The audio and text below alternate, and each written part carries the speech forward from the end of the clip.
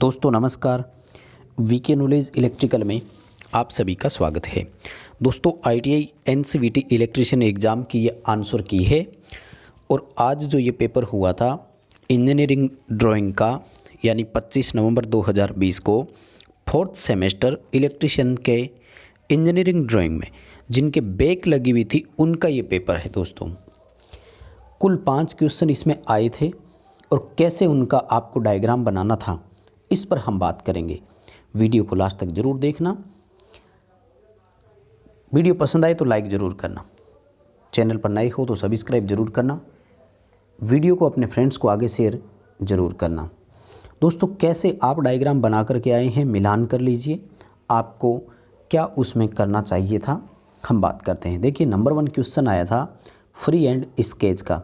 दोस्तों free hand sketch का मतलब होता है कि आपको फ्री हैंड बनाना था, यानी अपने हाथ से नॉर्मली आप जितना बेटर बना सकते थे बनाना था। स्केल वगैरह को यूज करने की ज़रूरत नहीं थी। चाहो तो आप 3 फेज स्लिप-रिंग इंडक्शन मोटर का बना सकते थे और चाहो तो आप 3 phase squirrel cage induction motor का, यानी दोनों में से कोई एक का बनाना था। ठीक है, तो I think slip-ring induction motor जो होती है वो बहुत ईजी रहती है, आप चाहे तो उसका बना सकते थे। और मैं यहाँ पर आपको डायग्राम दिखाने की कोशिश करूँगा। आप देख सकते हैं स्क्रीन पर ये डायग्राम आपको बनाना था। वहाँ पर ये बाहरी रियोस्टेट या रेजिस्टेंस की अरेंजमेंट आपको शो ज़रूर करवानी थी, क्योंकि स्लिप-रिंग इंडक्शन मोटर जो है इसके रोटर में रियोस्टेट होना बहुत ज़रूरी था।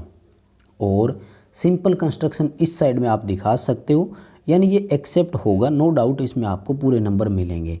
मोटर की आपको इंटरनल कंस्ट्रक्शन शो करने की ज़रूरत नहीं थी। आप मोटर का फ्रेम और ये यहाँ तक बना रहे हो, जैसा कि इस डायग्राम में देख रहे हो, इतने ही डायग्राम से आपका काम चल सकता था और अच्छे नंबर आपको मिल जाएंगे। तो ये डायग्राम आपको यहाँ तक बनाना था। हालांकि ध्यान रखें रियोस्टेट दिखाना ज़रूरी था। आपने अगर मोटर की प्लेट सिर्फ बनाई है, मोटर साइड से आपने सिर्फ ये दिखाया है तो नंबर कट जाएंगे, डायग्राम हाफ माना जाएगा। ये ज़रूर आप ध्यान रखें, रियोस्टेट के साथ आपको ज़रूर शो करना था स्लिप-रिंग इंडक्शन मोटर को। यदि स्क्विरल केज इंडक्शन मोटर की बात की जाए तो उसमें कोई ज़्यादा नहीं था, क्योंकि उसमें बाहर हमें रियोस्टेट दिखाने की आवश्यकता नहीं होती है, तो ये डायग्राम आप बना सकते थे। स्लिप-रिंग इंडक्शन मोटर का ज़्यादा बेटर था।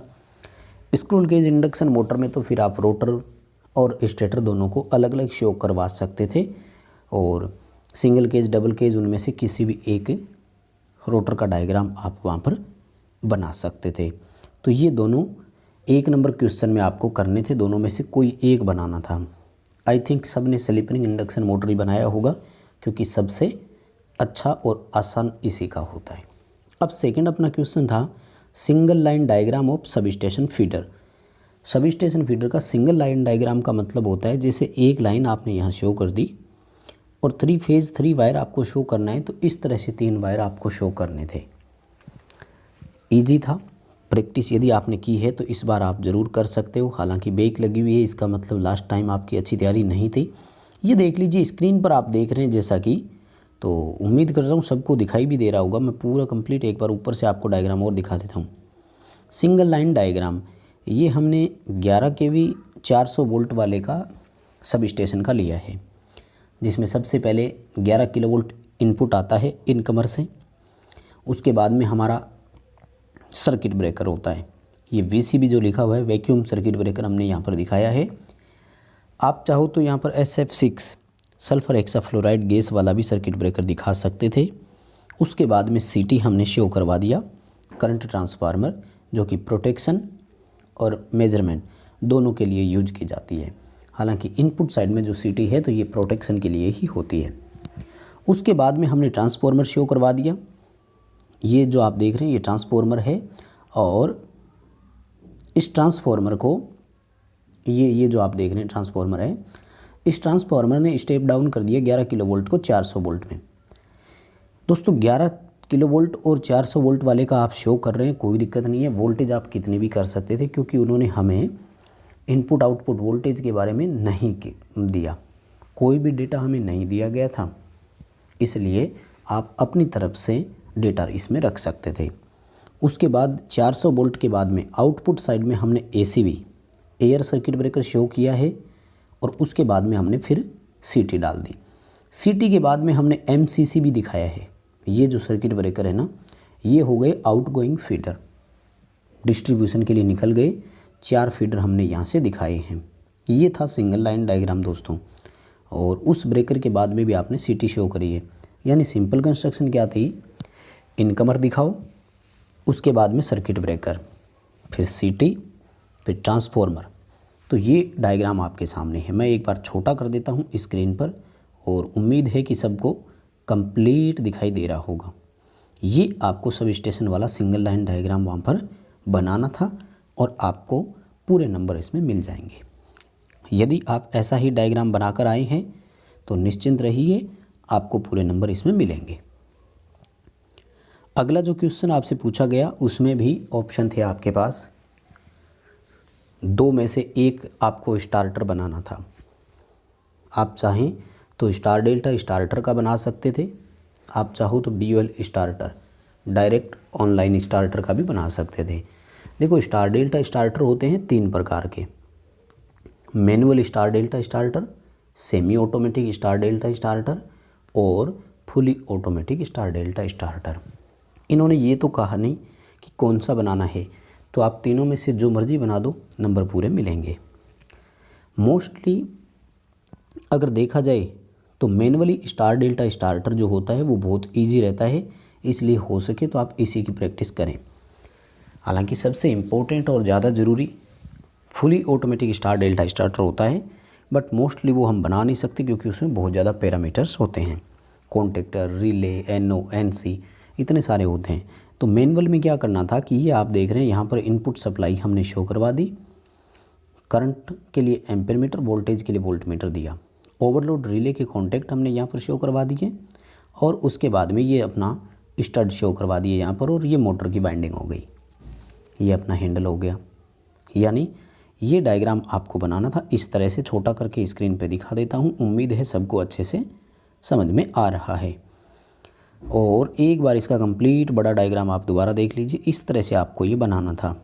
और ये हमने जो दिखा रहे हैं ये मैनुअल स्टार डेल्टा स्टार्टर का है, और ड्यूअल स्टार्टर का भी हमने आपको कल दिखाया था लास्ट वाले पेपर में। ये तो और भी इजी है, आप चाहते तो इसी का बनाएं, मेरे हिसाब से ड्यूअल ज़्यादा बेटर रहता है, ज़्यादा इजी होता है।